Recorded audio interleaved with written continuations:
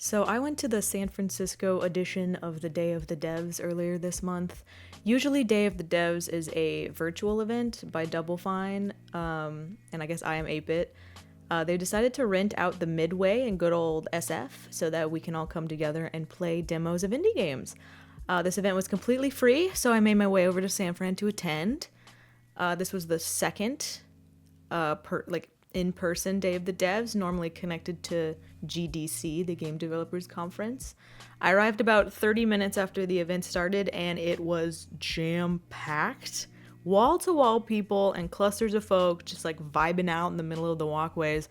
I honestly couldn't tell if there was any lines, just groups of people standing by booths in the bar. There's a lot of games to check out. I believe there was around 67 is what the website said.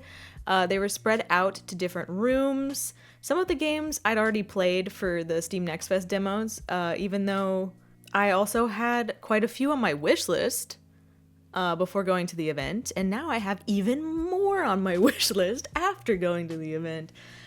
Some booths were giving out like little trinkets when you played their demos. I didn't get any of those, so I can't share pictures, but I did see them floating around or left on the bar. I ended up watching a lot of demos being played because I guess I didn't figure out how the line system works, and I felt awkward standing in like a clump for 30 minutes to an hour because some of these demos were not short.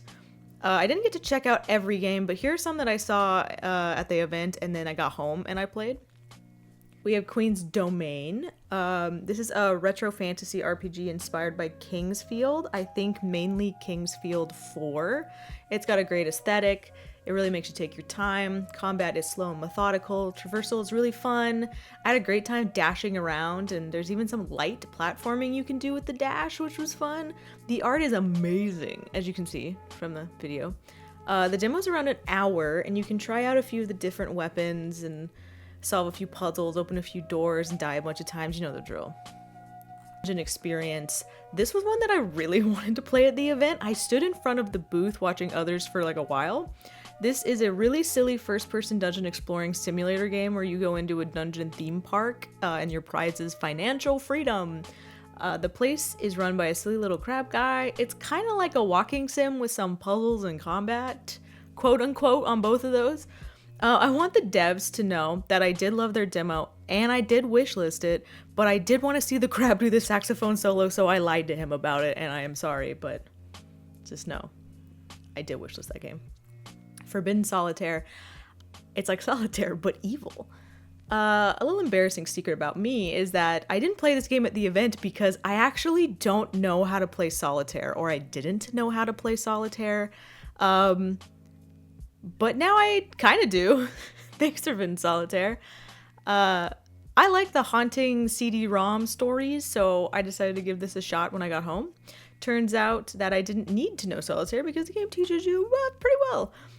You're playing as this guy playing on his computer, so you'll get interrupted with like messages, Insta messages, to give you hot gossip about the game's lore. The haunted CD, when you're playing it, you're going through like a dungeon and you have to play Solitaire to like find doors and hidden objects and to fight creatures, and I'm kind of actually excited for this game's release. I had a really, really good time playing this demo. Micromega. This one had a live artist painting a beautiful mural next to this game's booth. It's hand-drawn surreal puzzle game where you have to get this sphere from point A to point B. You use creatures in the environment to help unblock your paths, and it's kind of a real zen experience. Oh, I liked it. Escape Academy 2, Back to School. I liked the first Escape Academy because it was fun to play with friends. I'm excited for the second one. I saw the booth next to the door and ended up watching a couple people try to solve the puzzles. I managed to brute force the first puzzle room in the demo when I played it. I'm excited that there's going to be a no timer mode in this one because I was sweating through the end of that puzzle. The open campus that you can run around in is a nice touch as well, because I'm always impressed when a game has working mirrors and I can see myself in the mirror. Just, it's the little things, you know, little things in life. It's not a deal breaker, but it's nice. It's nice to see.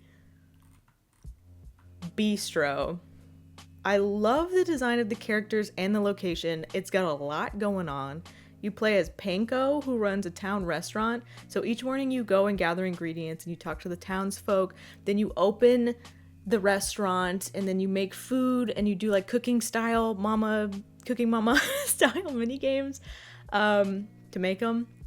There's these caretakers because the town is like walled in and these caretakers are from outside the wall and they come in and they have specific food requests and you try to match their like flavor profile wheel.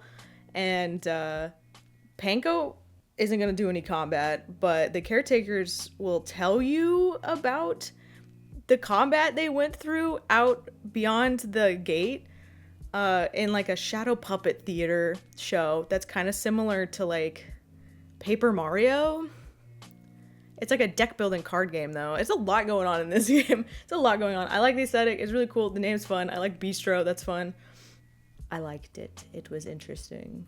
Worming from Home. Okay, I must have missed this one at the event because I saw it on the Day of the Devs event page on Steam and the name made me chuckle. So I went to go check it out. It's one of those wiggly, frustrating physics games. You're a worm and you have to throw your spineless body around your desk to get some work done. You have this Clippy character that's like a crumpled piece of paper mascot giving you a tutorial, and I kind of liked him. I hope he's around for the whole game and not just the tutorial guy. You have a skill tree, of course, every game does now, and you can get skill points by buying and using items that you bought. When you use the items, you play a quick game of Snake, or I guess a worm in this case. It's cute and silly and I liked it, and I wish I saw it at the event. I bet it would have been really fun to sit there and watch people flop around. Thank you for listening. I swear next time I'll actually play the demos at the event. I'll wait in line for 2 hours if I have to. It's just the first time I've ever been to an event like that, and I was just not prepared for the clumps and the lines, and I just got confused. But you know, first time for everything. I did have a good time, and I will see you later in the next video. Bye-bye.